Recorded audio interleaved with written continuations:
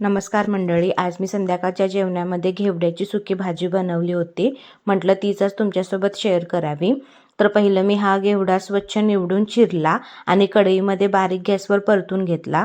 तोपर्यंत यासाठी सुकं खोबरं, लसूण, कोथिंबीर याचं वाटण बनवलं. नंतर तेल, जिरं, मोहरीची फोडणी दिली. बारीक चिरलेला कांदा, वाटलेला मसालाही तेलात परतून घेतला. चवीनुसार मीठ, थोडंसं हिंग आणि चटणी घातली.